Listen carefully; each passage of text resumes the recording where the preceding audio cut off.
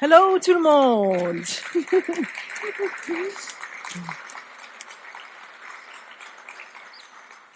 Ce soir, je vous invite de voyager avec moi pour retrouver notre meilleur soi. On va commencer par le passé. Il y a 18 ans, j'ai terminé ma thèse. J'ai étudié l'évolution des symptômes traumatiques chez les enfants qui ont subi les abus sexuels. Et ce que j'ai trouvé peut être surprenant. En effet, leurs symptômes de la dépression, de la déconnexion de soi et aux autres, de l'anxiété, de la colère, du stress post-traumatique et même les comportements sexualisés ont eu tendance à s'empirer avant de s'améliorer. En effet, cette amélioration était due à multiples facteurs, soit par le soutien de leurs proches, mais aussi par la thérapie par le jeu dans laquelle tous ces enfants ont participé. La thérapie par le jeu est l'utilisation des différentes théories psychologiques d'une manière ludique pour pouvoir aider les gens à développer leurs ressources internes et externes pour faire face à ce que la vie nous donne. Je m'appelle Sarah Stauffer, je suis psychologue, thérapeute par le jeu et superviseur de cette pratique et je suis ravie d'être avec vous ce soir pour donner des idées qui viennent de la thérapie par le jeu qu'on pourrait utiliser dans notre vie d'adulte. Typiquement, la thérapie par le jeu se pratique dans une salle qui ressemble à ça. Cette salle se situe à l'association Espace à Lausanne. Espace est une association de but non lucratif qui vient en aide aux familles qui sont face à l'abus sexuel, soit les victimes de tout âge, les enfants et des adolescents qui ont les comportements qui sont à risque ou problématiques sexuellement parlant, soit les auteurs mineurs de ces infractions. Ces salles aident les enfants à pouvoir s'exprimer par différents moyens. Parce que, comme dit Gary Landreth, pour les enfants, les jouets sont leurs mots et le jeu leur langage. Et effectivement, pour eux, de s'exprimer par ces différentes façons leur aide à faire du sens de leurs expériences. Je vous invite de passer avec moi dans nos souvenirs d'enfance. Alors, j'aimerais que vous imaginez maintenant des jouets avec lesquels vous avez joué. Les jeux que vous avez joués et les terrains de jeu où vous vous êtes trouvés. Peut-être, vous avez joué dehors avec ce que s'y trouvait par terre. Alors, me voici, en tant qu'enfant. Je suis la deuxième depuis la gauche, avec la glace à l'eau à la bouche, qui a fait preuve déjà de ma capacité de multitâche à cet âge-là, effectivement, avec mes copines de quartier. Et la saison d'automne est effectivement ma préférée. Nous avons fait dans les journées fraîches d'automne, après que les couleurs ont pris en mille et une couleurs sur les arbres et que les feuilles ont commencé à tomber par terre. Les jeux de dehors, en fait. On a pris le temps de ramasser les feuilles, de les empiler dans un tas si grand que possible, et après, nous nous rejoignions derrière pour courir vers ce tas et sauter ensemble, pour expérimenter la crash satisfaisante des feuilles qui s'écrasent dessous de nous. On était juste rappelés par les parents à la fin de la journée, lors de la coucher de soleil, de revenir à l'intérieur. Quel beau moment d'insouciance. Mais peut-être, parmi nous, il y a d'autres personnes qui ont joué plutôt à l'intérieur et avec leur famille. Le jeu nous met face à nous-mêmes, à la fois pour le meilleur et parfois pour le pire aussi. Regardons cette photo de cette famille. On voit la pure joie sur les visages du papa et la fille qui ont gagné leur partie. Par contre, pour la mère et son fils, ouf, ça nous laisse un petit peu un pincement au cœur pour ce qu'ils expérimentent. La mère demande de sa colère et peut-être de son dégoût, le fait d'avoir perdu. Et le fils, sa déception et peut-être la honte pour la manière dont le jeu s'est déroulé. Donc le jeu n'est pas toujours une activité heureuse, malheureusement.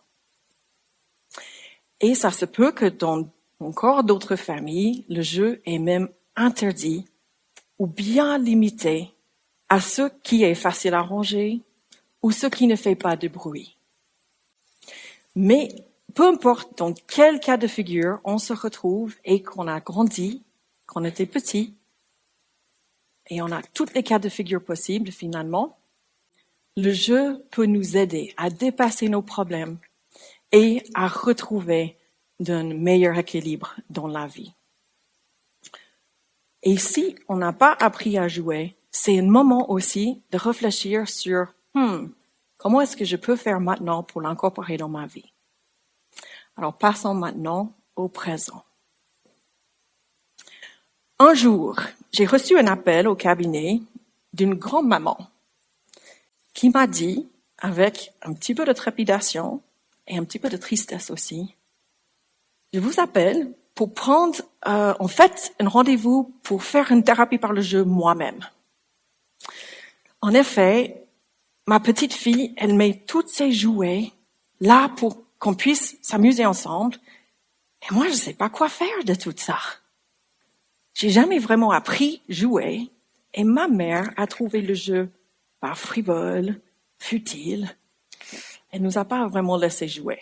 Donc, je ne sais pas comment m'exprimer par le jeu et j'aimerais pouvoir faire partie du jeu avec ma petite fille et avoir ces expériences avec elle, en fait. Donc, dans la tristesse de sa demande, mais aussi dans l'inspiration du fait qu'elle aimerait faire mieux pour elle-même et fournir une meilleure expérience pour sa petite fille qu'elle a eue elle-même, j'étais beaucoup touchée. Et je suis contente de pouvoir avoir les moyens pour l'aider qui ne dépendent pas sur le fait de mettre les mots sur ces mots. Pourquoi est-ce que c'est difficile finalement de mettre les mots sur nos mots? C'est quelque chose qu'on ne pense pas souvent finalement. En effet, ce phénomène dépend sur notre cerveau. Et effectivement, dans le cerveau, le parti qui arrive nommer des choses, dans le cortex, n'est pas le même de siège de nos émotions, qui est le système limbique. Et dans ce système limbique, les émotions se relient avec nos souvenirs. Si on expérimente un événement qui nous donne de la terreur ou où on est effrayé, il y a encore une autre partie du cerveau qui prend le dessus, et ça, c'est le cervelet. Et le cervelet met en action tous les moyens dans le corps pour pouvoir nous protéger, par les mécanismes, par exemple, de se fuir, se battre, de pouvoir se sidérer ou s'évanouir même. Et finalement, si toutes les choses sont en harmonie, on arrive à avoir une bonne régulation de nos émotions. Daniel Siegel a représenté le cerveau sur la main, comme je vous montre ici, sur la mienne. La partie cortex se représente par les doigts, le système limbique, le siège de nos émotions, par mon pouce, et le cervelet par mon poignet. Quand tout est en harmonie et on est calme, tout se synchronise bien. Et on n'a même pas besoin de poser la question de ce qu'on fait et comment on le fait. Par contre, s'il y a un événement qui vient, qui nous met dans un état de terreur, on perd la capacité de raisonner. On pète un câble. Et c'est le système des émotions qui prennent le dessus. Donc, quand nous nous soignons, par contre, nous arrivons justement à se remettre dans nos facultés. Et ça, c'est très important. Parce qu'on arrive à ce moment-là à pouvoir remettre des mots sur les choses qui nous ont arrivées. Ce soir, en examinant la question ensemble, ça ajoute ou bien? Mais j'ai envie de vous poser encore une question complémentaire. Est-ce que tout joue pour ton bien? C'est une question qui est importante et la thérapie par le jeu peut nous offrir des manières de pouvoir le faire. Charles Schaeffer et Athena Drews ont conçu de 20 pouvoirs de jeu thérapeutiques. Ce sont les caractéristiques de jeu qui nous facilitent la guérison, le développement personnel et encore le changement de comportement. Mais concentrons-nous ce soir sur les 4 catégories de leur modèle. On va commencer en haut à gauche et on va suivre dans le sens de l'horloge. Le jeu facilite la communication quand c'est difficile de mettre justement des mots sur nos mots. Le jeu, en tant que comportement, parle pour nous. À travers le jeu, nous arrivons à expérimenter les émotions positives, de gérer notre stress et de pouvoir retrouver notre bien-être émotionnel. Le jeu nous aide aussi à collaborer avec les autres, à pouvoir travailler nos compétences sociales et à souder nos liens personnels. Et finalement, en jouant, on arrive à pouvoir avoir accès et exercer toutes les ressources internes et externes qui nous aident à faire face aux différents événements qui se passent dans notre vie. C'est possible alors de retrouver ou trouver pour la première fois son jeu dans le jeu. Effectivement, en crayant, avec les crayons, on arrive justement à expérimenter d'autres choses. Peindre, colorier les mandalas et même façonner avec de la terre glaise nous laisse transformer à la fois la matière et à la fois nous-mêmes. Quand nous pouvons imaginer, nous pouvons grandir, reprendre notre pouvoir personnel et faire sentir beaucoup mieux. Quand nous pouvons le jouer, nous pouvons l'oser dans la vie. Homer Hickam, qui est né aux États-Unis, dans mon état natal de West Virginia, comme le célèbre chanson, a beaucoup joué à construire les fusées, les lancer en air, les rechercher après, les réparer, parce qu'il a fallu quelquefois, j'imagine, toute la journée après l'école et tous ses week-ends. Et pourtant, le fait de jouer à l'ingénieur en tant qu'enfant lui a permis d'avoir les compétences nécessaires pour en devenir plus tard pour la NASA. Donc, c'est possible. Et voici mon petit clin d'œil à la Suisse. Quand nous pouvons pratiquer l'entraînement de nos actions, nous pouvons acquérir des différentes maîtrises. Alors, à la fois de nos activités, comme des fléchettes, comme du basket, et même de nous-mêmes. Et finalement, quand nous pouvons jouer, nous pouvons nous remettre dans la vie, faire circuler toutes les choses qu'on acquérit à travers ces compétences pour aller à l'avant.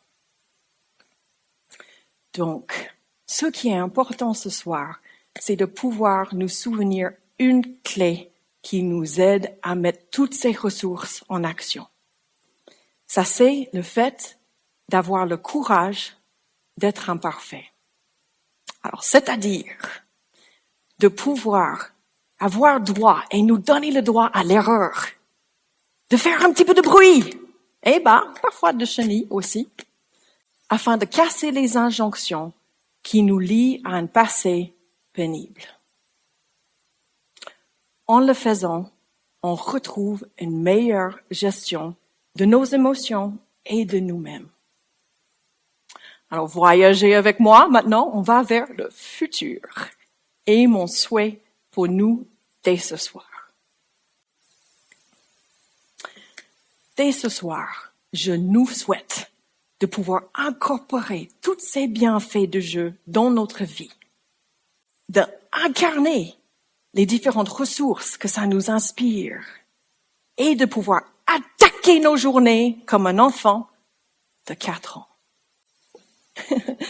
Alors, merci beaucoup. Bonne suite et que nos jeux nous laissent si légères qu'une bulle.